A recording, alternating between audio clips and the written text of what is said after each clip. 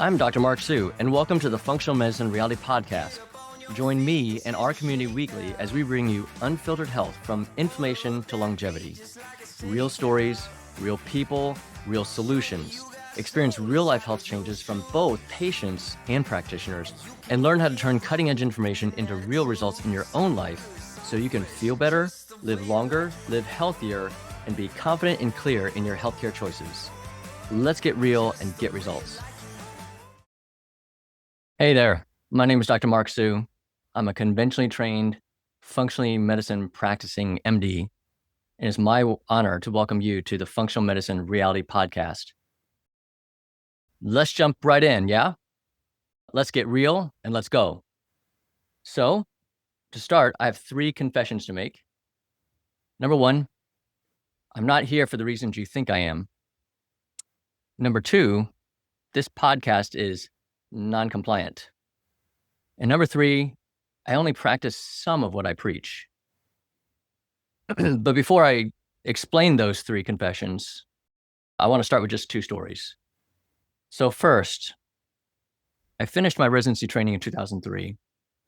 And in the first couple of few years of my actual practice, let's call it 2004, 2005, I had patients who were diagnosed with fibromyalgia at the practice that I was employed at. And I had several episodes where patients would ask me, "Doc, I know you telling me this is a virus, it's a cold, and I shouldn't be given antibiotics, but I'm just telling you, every time I get antibiotics, my muscles feel better, my joints feel better, my fibromyalgia feels better. So can I get some antibiotics?" And so here's the thing. Why would I be thinking the patients are trying to scam me of antibiotics, right? There's no street value. What benefit is there? I didn't have a reason to disbelieve them. So I gave them the antibiotics, and they would say they felt better with their joints and their muscles. So I was left with the question to myself, why does that happen? Why is that? Because other people, if they've got pneumonia, bronchitis, sinusitis, skin infections, UTIs, when I give them antibiotics, they don't say their joints and muscles feel better. So what's that about? More so, what am I missing in my training and that I need to learn in my real life practice experience to help other patients? So fast forward, with these kinds of questions in mind, especially with these kinds of patients with fibromyalgia, but also others, in 2008 or 2009, I was introduced to my first functional medicine conference. Shout out to Kara Fitzgerald and Todd Lapine, really big experts and key opinion leaders in the functional medicine space, who were 2 of the 3 presenters for this weekend conference in Boston. And it just spoke to me. It started to answer the questions of why, like what is going on in a person's actual body, in their actual physiology, their pathology, their processes. And that led me subsequently to shout out to a nurse practitioner in our office, Michelle Novello, who introduced me to the International Lyme and Associated Diseases Society, ILADS, the national/international organization that seeks to educate practitioners and advocate for the public members or public individuals who are suffering from chronic Lyme, which is not so well accepted in the conventional medicine space. But man, I learned a lot there, and my eyes were opened, my mind was blown.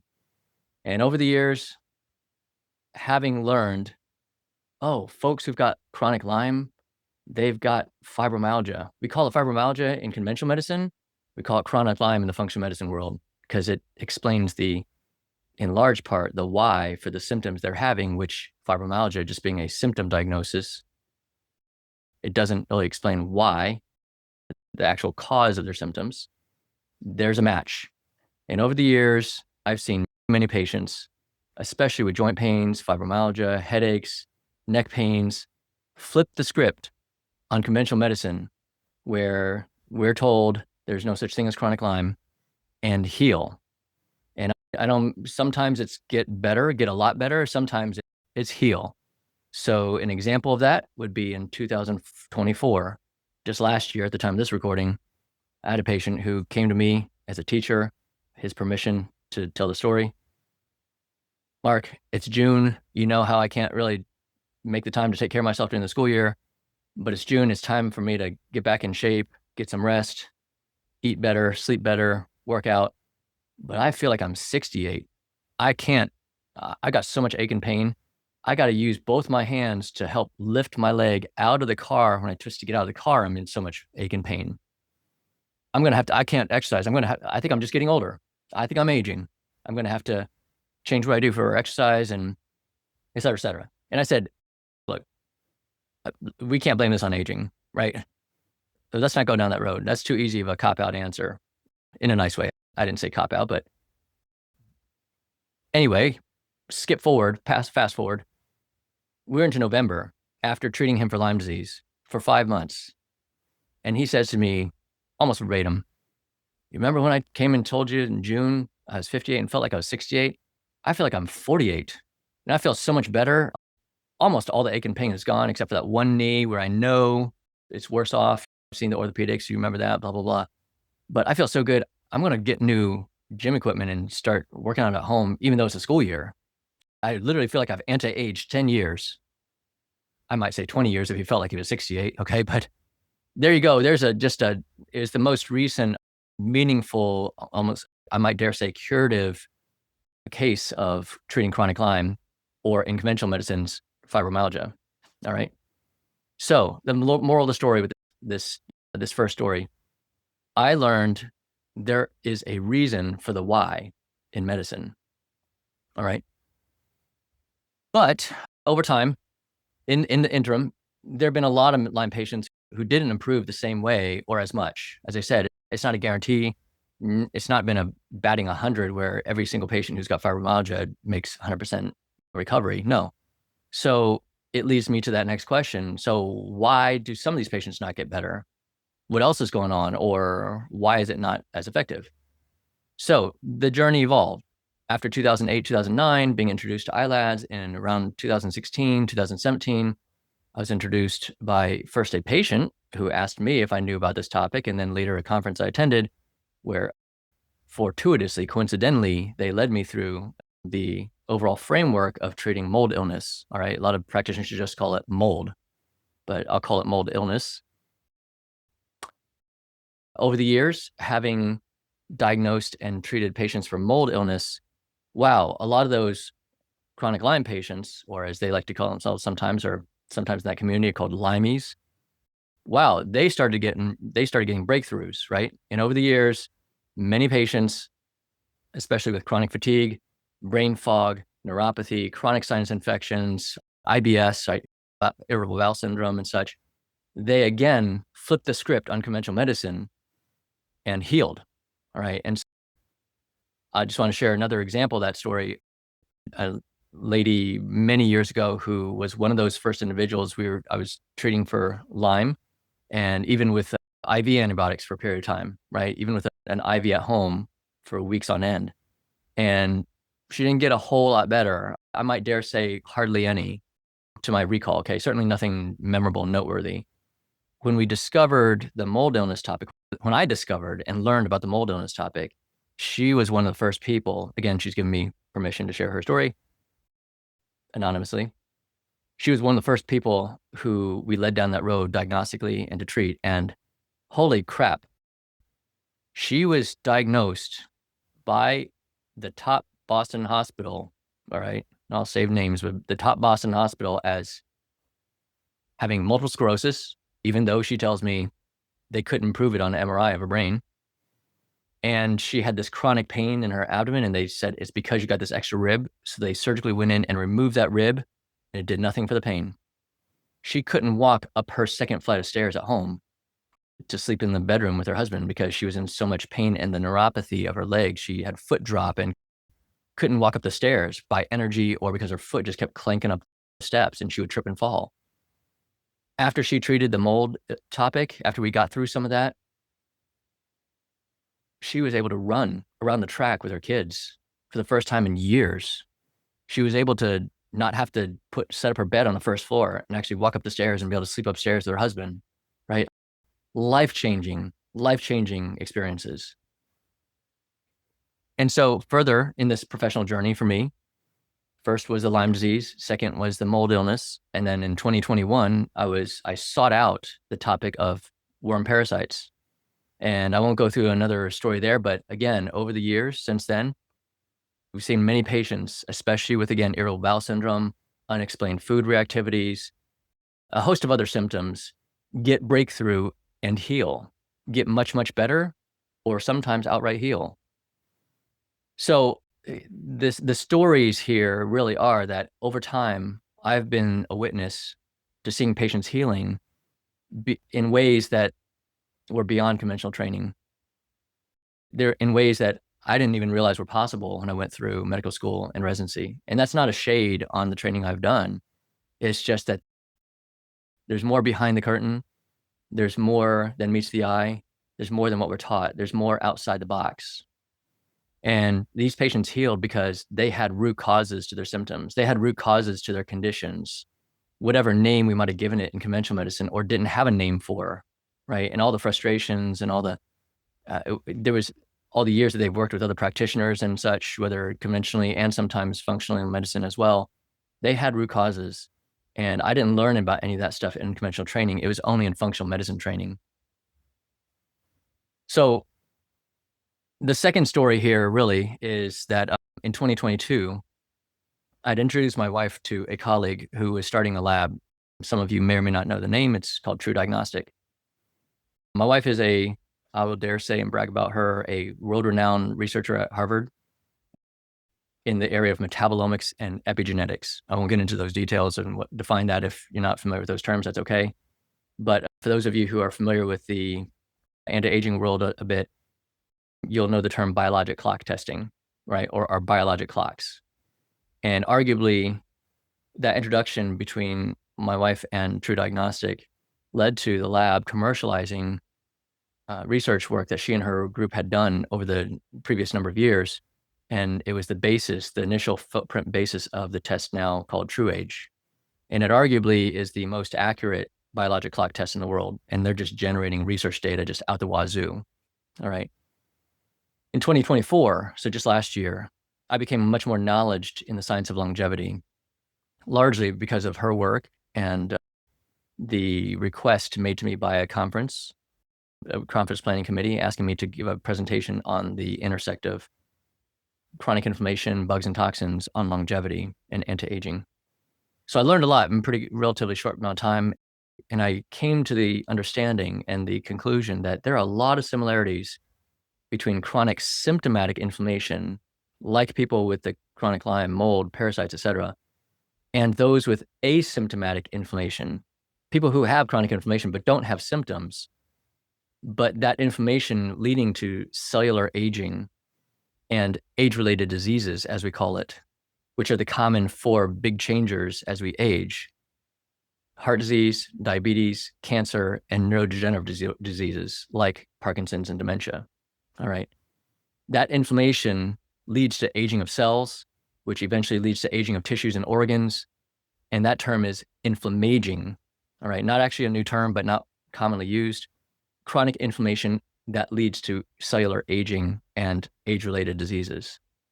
So now, in the year 2025, my heart is still really with patients who endure suffering and are chronically inflamed with illness symptoms. But my mind is equally passionate about supporting patients to improve their lifespan and their health span and pursuing longevity, right? Lifespan with length of life, or health span being the quality of their lives, regardless of whether they care to live longer or not. Most people don't really care to live longer if they're going to be suffering, right? And so lifespan and health span or health span, because now we can literally anti-age. And those who know me well know I'm selective about my words. I'm picky and choosy. I don't exaggerate. I don't like to set up false expectations. But when I say we literally can anti-age, I say that legitimately, but I'm not exaggerating, but how that's done is for another time, another podcast. All right. So the connection between the two stories, learning, number one, functional medicine can be powerful. It's for those of us who might be new to functional medicine. If you're listening to this for the first time, you're not familiar with that. The definition I would briefly describe as using the same construct and basis as conventional medicine, but practically applying it to patient care where conventional medicine doesn't. All right. So that's point number one. That's a preview, if you will, to the two connection points from these two stories. The first real take-home point is that indeed, root causes exist behind unexplained symptoms in chronic illness, i.e. chronic inflammation. All right. Conventional care has its limitations. That it's really good at treating symptoms, really good at acute illnesses and emergencies. It's effective with that stuff. But with chronic illness, there's more meaningful limitations. All right.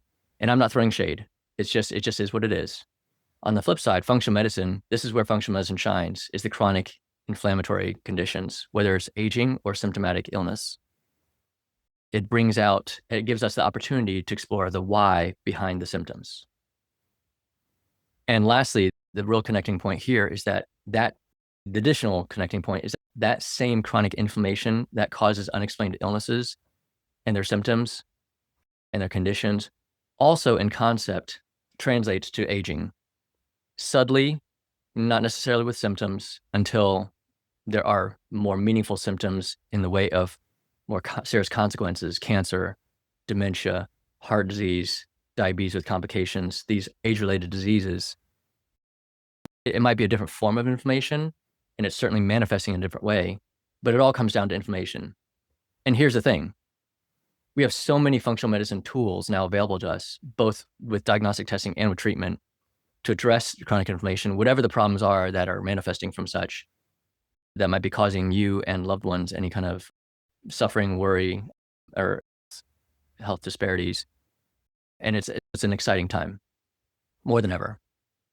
So now back to the confessions. So number one, I said, I'm not here for the reasons you may think. So I might say, I have an ulterior motive here.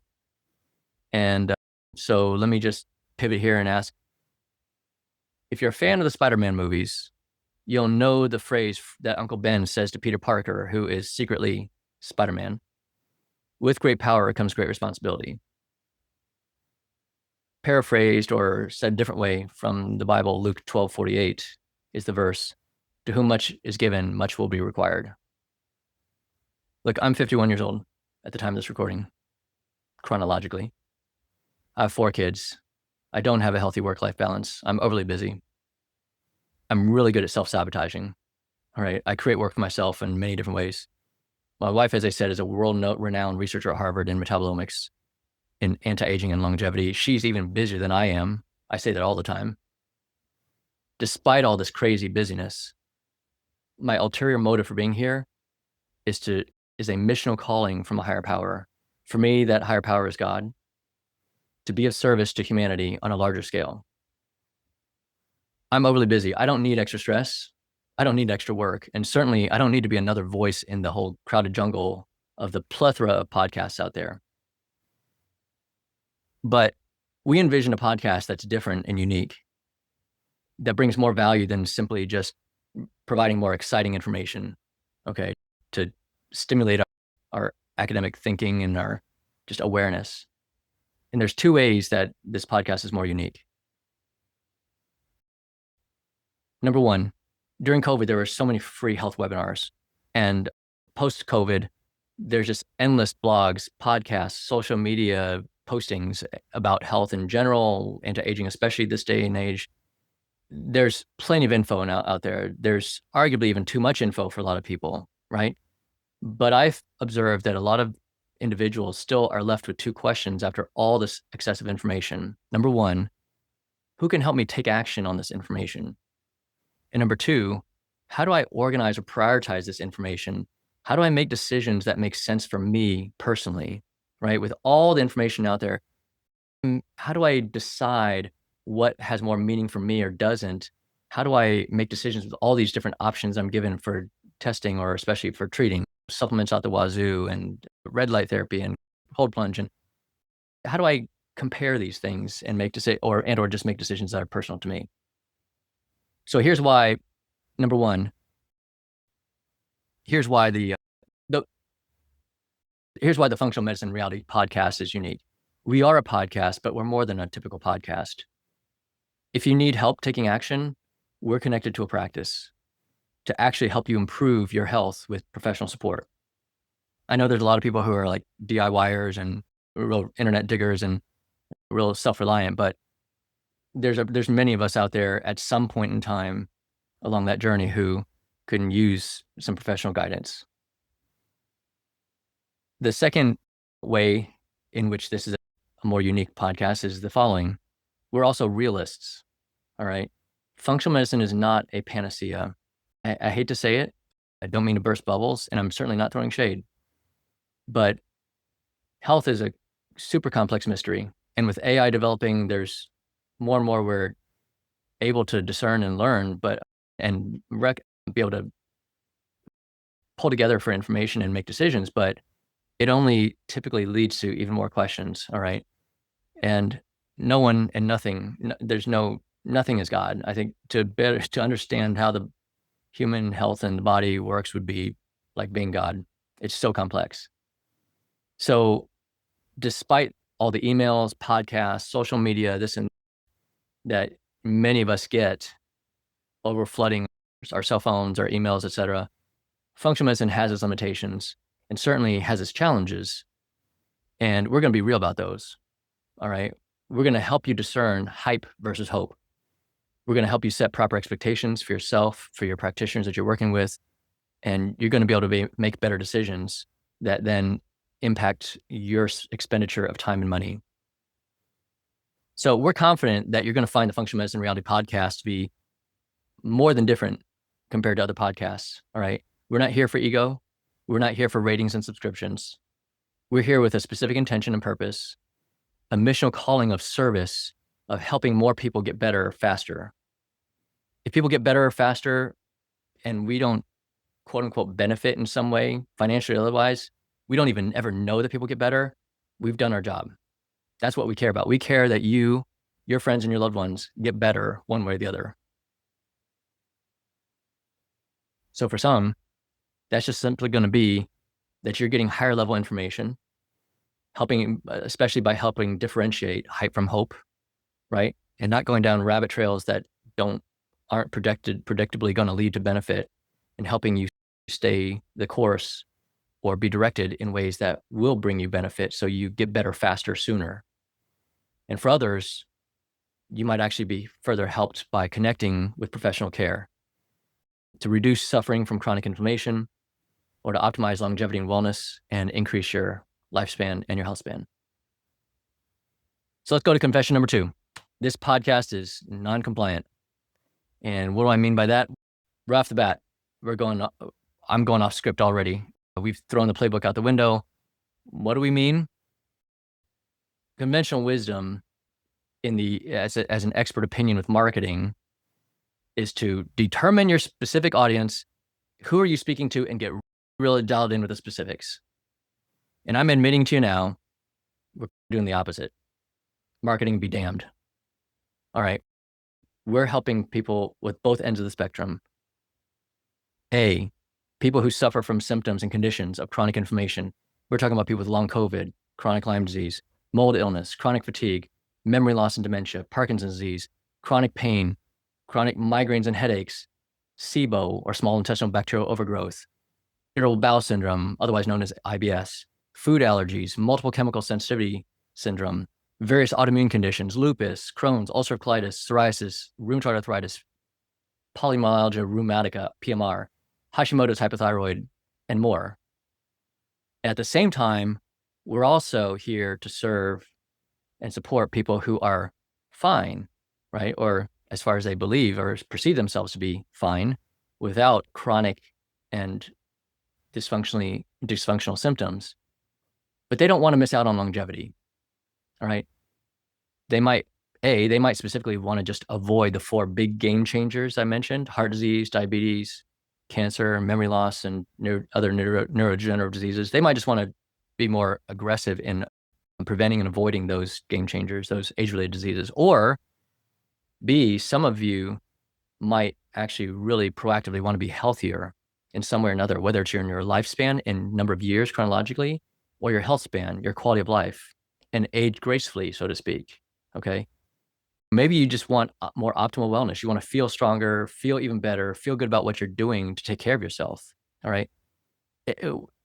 Each of those big categories has its own many specific audiences or specific marketing target communities, but that's just not who we are. All right.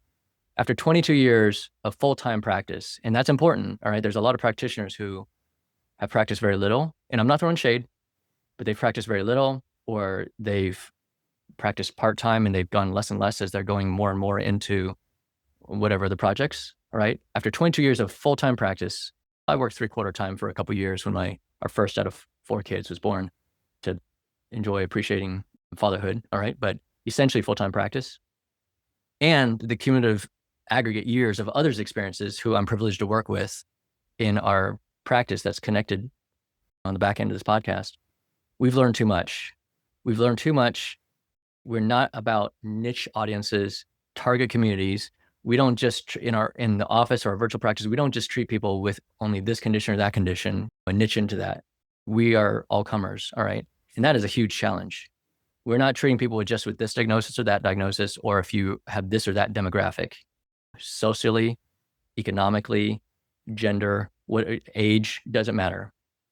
There's too many incredible tools. There's too many awesome treatments beyond conventional medicine in the functional medicine world to keep them hidden from other people. It's just not fair, right? It just doesn't feel right. It doesn't feel just. It's just internally conflicting.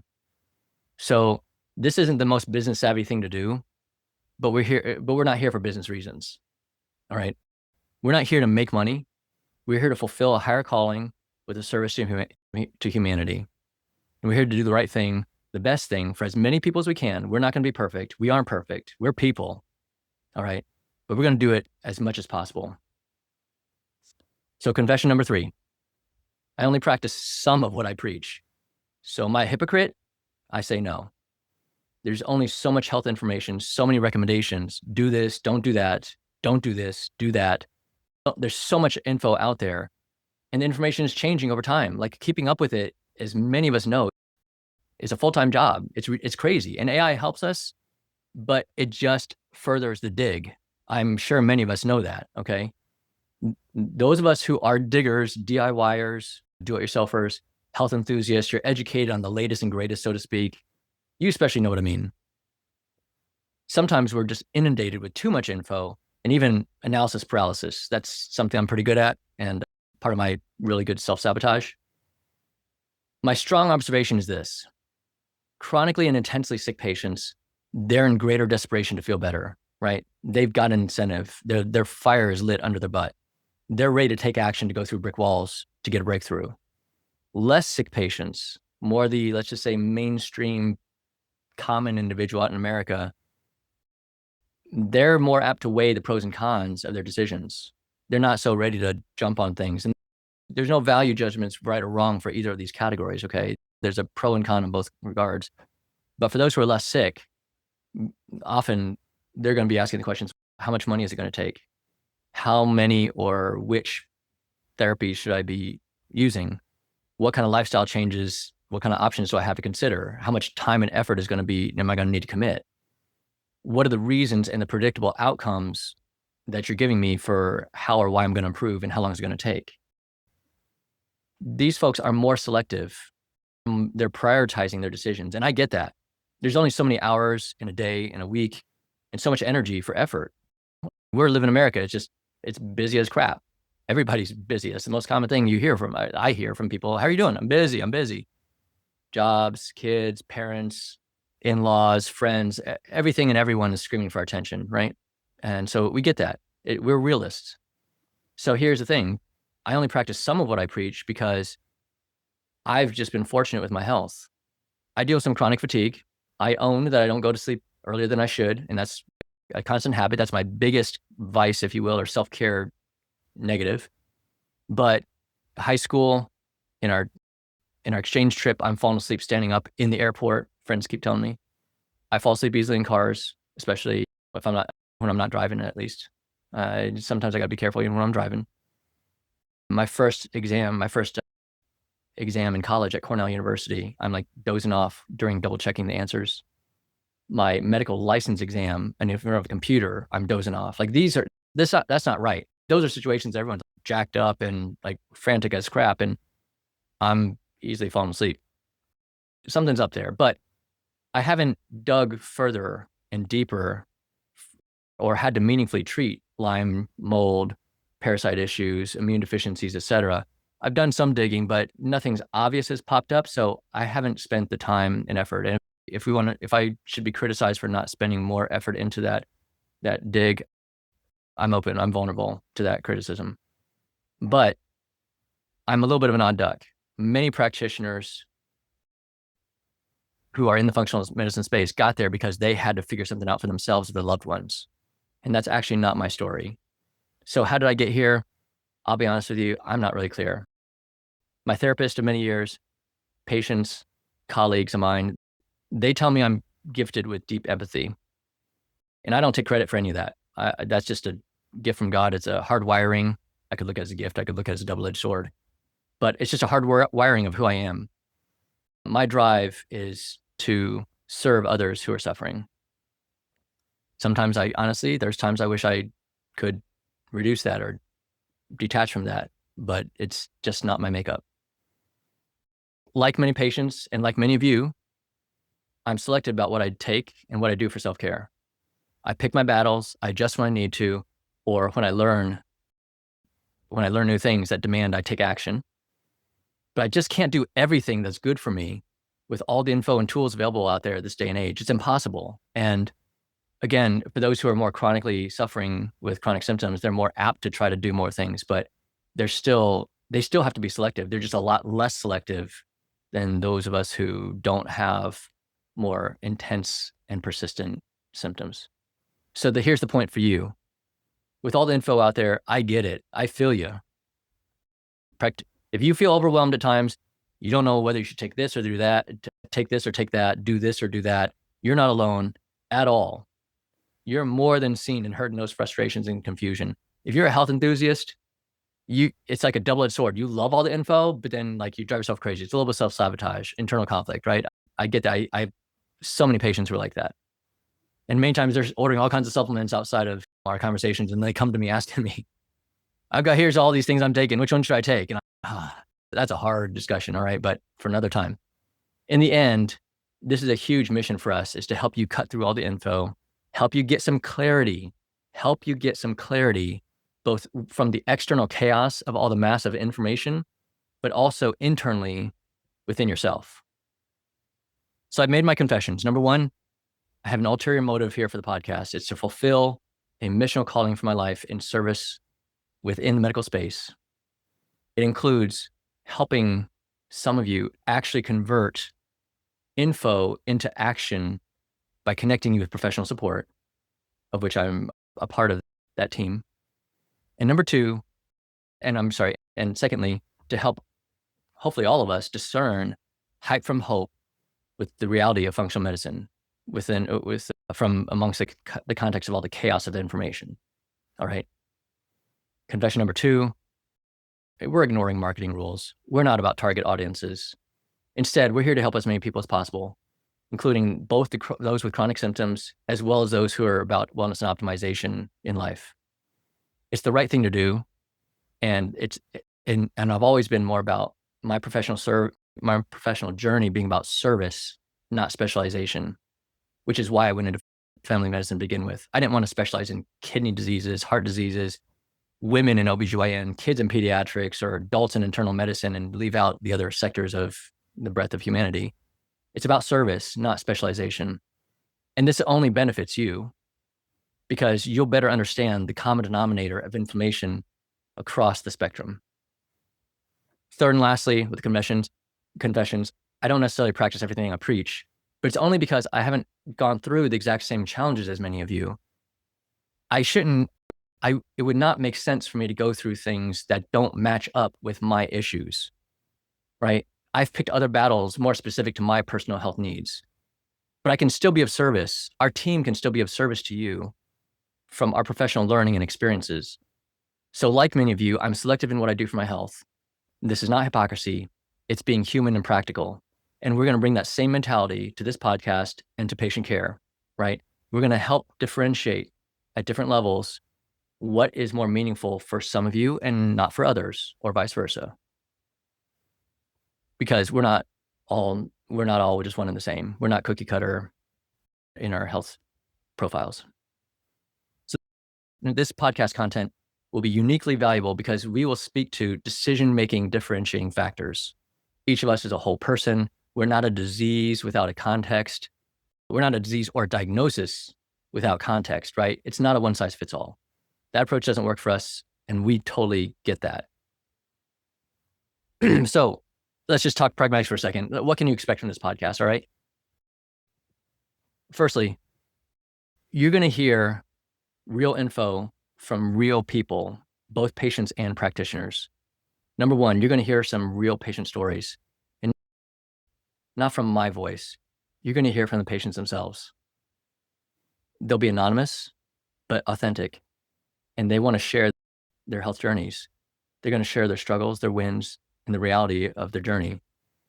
They want to pay it forward to others who are suffering similar struggles and also be heard, but haven't been yet, or not enough. You're going to be validated. You're going to be empowered, or you're going to feel validated and empowered on behalf of your family member or friend. And you're also going to get an authentic preview of how our patient care team works with patients, because these would just basically be patient visits. It's going to be a unique look behind the curtain on how our functional medicine practitioners think and make decisions as partners with their patients. Secondly, you're going to meet my good friend, Mike Schranz. He's an IEP, indoor environmental professional. He's like a doctor for homes and buildings, where I and my colleagues are doctors for people. We share a ton of similar and professional and personal experiences, and we're going to talk through current news, trends, and controversies in the professional or practitioner communities, all right?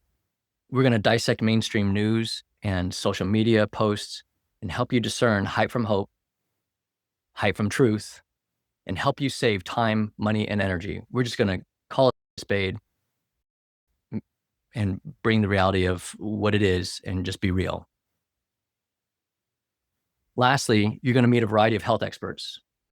It's a more familiar style of podcast that I'm sure if you're a podcast fan, then you're very familiar with this. But instead of the usual interviews, beyond the information dump, you're going to better understand how functional medicine practitioners think, not just what they know. All right. How do they help? How do they make decisions for patients? In other interviews, you're going to hear some unique perspectives about the intersect between conventional care to functional medicine care, or the translation of research into functional medicine practice, why and how it happens or why it doesn't happen, the reality of these dynamics. You're going to be better informed, set better expectations for yourself and for your practitioners, and you're going to be clear with your goals and decision-making, whether on your own or with your in partnership with your doctor or other practitioner. So with that, thanks for joining us during this introductory episode of the Functional Medicine Reality Podcast.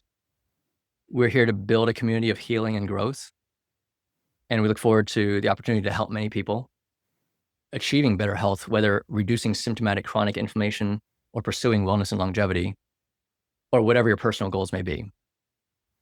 We're also here looking forward to helping others just establish better clarity, gain better clarity within yourself and external to yourself, so that you can enjoy your quality of life for the time that we have on this earth more robustly than you are now. So until next time, this is Dr. Mark Sue signing off. Keep it real, friends, and peace be with you. Get up on your feet. This is a shake.